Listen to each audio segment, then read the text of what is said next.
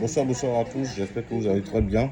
Voilà, aujourd'hui, fin de la journée d'aujourd'hui de la CAN. Voilà, et on a assisté à 3 matchs. Le premier match était le match opposant les Super Eagles du Nigeria à l'équipe surprise de la Guinée équatoriale. Et le match s'est terminé, on a tous vu, un but partout, voilà, entre les deux équipes. D'entrée de jeu, ce que je voulais dire, c'est que les Super Eagles sur papier partaient favoris. Voilà, mais comme on le dit toujours, les Super Eagles, depuis un certain moment, c'est sur papier seulement qu'ils sont forts. Sur terrain, on ne voit rien. Il n'y a pas d'alchimie dans l'équipe, en tant qu'une équipe qui est vraiment coupée en deux, parce qu'il n'y a aucune relation entre la défense et l'attaque, en passant par le milieu. Ils sont quasiment inexistants. Voilà. Et il faut le dire aussi que cette équipe de la Guinée équatoriale avec Iban Edou, que nous connaissons tous, voilà, depuis la CAN 2021, l'homme aux cheveux colorés, voilà, il nous a montré aujourd'hui qu'il n'est pas parti et qu'il est revenu, il s'est réincarné en fait sous une autre forme. Et aujourd'hui, on a vu son but. Voilà, la Guinée équatoriale, ils ont carrément bien abordé le match. Tactiquement, c'était cohérent. Techniquement aussi, c'était parfait. L'équipe, ils ont su contrer cette équipe du Nigeria, voilà, qui, c'est vrai, en début de match, c'est créé des actions avec Victor Osimhen, qui a manqué d'efficacité. Et il faut dire que depuis que Victor Osimhen a remporté le ballon d'or africain, il manque vraiment d'efficacité, il manque vraiment de tranchants dans ses actions. Et ça se voit sur le terrain. On ne sait pas si c'est dû au manque de confiance ou si c'est dû au scandale qu'il y a eu à Naples sur le racisme en concernant Victor Osimhen. Mais franchement, depuis là, la confiance n'est pas. Voilà. Sinon, sur le papier, l'armada d'attaque de cette équipe nigériane n'a pas pu vraiment résister à l'envie, voilà, à l'envie de dévouement de nos langue nationale, voilà, qui, sur une très belle action, ont mené 1-0 grâce à Iban Edou. Mais comme on le dit toujours, les 5 minutes qui suivent un but sont les plus importants en football. Et rapidement sur l'action qui a suivi, manque de concentration de la défense de la Guinée équatoriale. Voilà, le langue national a manqué de concentration, a manqué de lucidité en défense. Et là, il a eu Osimhen qui est laissé en toute liberté. Et c'est le ballon d'or. Hein. Voilà, il a achevé les buts tranquillement, un but partout.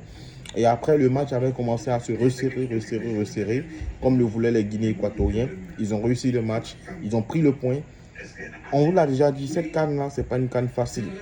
Ce n'est pas une CAN facile parce que hier, certains, quand j'ai fait mon débrief, certains se sont plaints pour dire que non, Côte d'Ivoire devait jouer comme ça.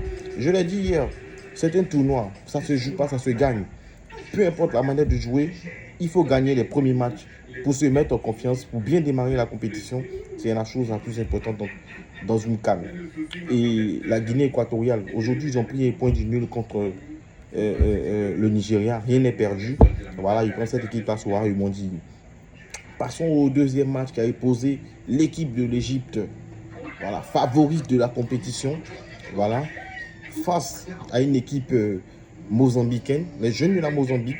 L'Égypte est venue avec son armada comme habituellement, avec El Chenaoui dans les buts, Mohamed El Neni au milieu et la star Mohamed Salah avec voilà, Ciso, tout ça là, Mostafa Mohamed, Nantes, tout ça. Et dès le début du match, deuxième minute du match, les Égyptiens déjà plantent le décor en mettant un but à cette équipe mozambicaine qui a été surprise dans le match. Mais on a constaté une chose, juste après le but, les Égyptiens ont vraiment sous-estimé leur adversaire en fait, parce qu'ils ne pressaient plus.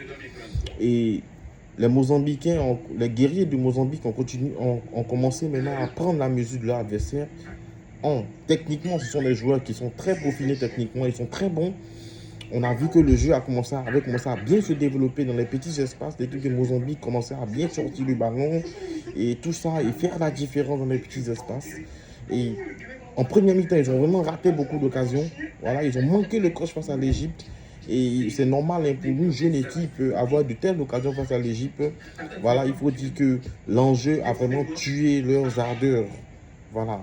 Mais le coach les a remobilisés à la mi-temps. Il a dit en seconde période, même si c'est l'Égypte, les gars, donnez tout. On peut faire une surprise ce soir. ils sont revenus sur le terrain avec l'arme des Mozambicains. Et ils ont montré ce qu'ils valent. Ils ont planqué 2 buts coup sur coup à cette équipe égyptienne qui a pris un coup de massue. Et comme à l'habitude,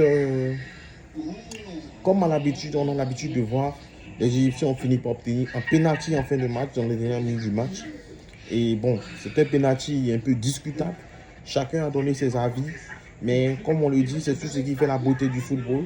Et ils ont fini par faire 2 buts partout. Ce fut un superbe match. Vous avez vu cette compétition, encore une fois, je vous le rappelle, n'est pas facile du tout. Parce que tout le monde, on donne tout ce qu'on peut. Voilà, il n'y a plus de calcul qui compte là. Voilà, c'est la CAN, donc on se donne à fond. Les premiers matchs, il faut qu'on assure. Voilà, c'est pas une affaire de jouer bien, faire comme ci, faire comme ça. L'essentiel, c'est de gagner.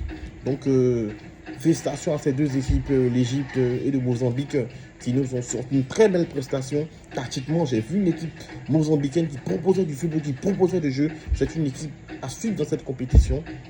Et c'est vraiment très important. Il faut suivre cette équipe dans cette compétition. Le dernier match de la soirée a opposé le Ghana, voilà, le voisin ghanéen, voilà, opposé à cette équipe du Cap-Vert, les requins bleus du Cap-Vert. Franchement, je le disais et je l'ai même dit à certaines personnes que cette équipe de Cap-Vert pouvait créer la surprise contre l'équipe du Ghana. Parce que l'équipe du Cap-Vert, ça fait un très bon moment que l'équipe a une politique de football qui ne cesse d'évoluer. Voilà, on constate une progression de cette équipe-là.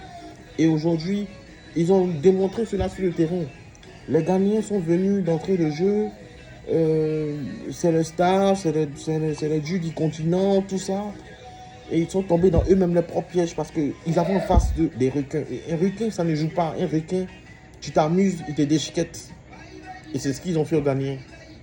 D'entrée de jeu, ils ont mis les jeux en place. Ils ont pressé avec leurs joueurs bébés là, tout ça. Ils ont mis la pression avec... ils ont mis le pressing. Ils mettaient de l'impact dans le début du match. Les Ghanéens ont cru qu'ils étaient venus s'amuser ou chanter. Allez chanter les Achao Aoucha chez vous. Hein. On n'a pas le temps pour ça ici. Ici, on joue au football. Et c'est ce que les requins ont fait. Ils ont bien maîtrisé leur première période en mettant un bon pressing. Voilà, quand ils ont marqué le but. Et quelques temps après, le Ghana a égalisé, c'est bien vrai, contre le cours du jeu parce qu'on sentait que les requins étaient beaucoup plus à l'aise dans leur match, mais les Ghanéens ont su égaliser. Mais ce qui est symptomatique sur le Ghana, lorsque les stars sont rentrés, c'est-à-dire Ayou, Inaki Williams, Nyama, et lorsque tout cet André Ayou, tout cet armada est rentré, on a senti une cassure collective, c'est-à-dire entre le milieu, la défense et l'attaque, il y avait cette cassure-là qui empêchait vraiment cette équipe-là de pouvoir déployer son football. Et au finish, on a constaté dans les petits espaces, les requins arrivaient à se projeter et ils ont étiré le jeu. Ils ont su gérer les mauvais moments et aussi les bons moments. Et ils ont réussi à battre cette équipe du Ghana sur le fil, au bout du match. Et à la fin, il ne fallait que gérer.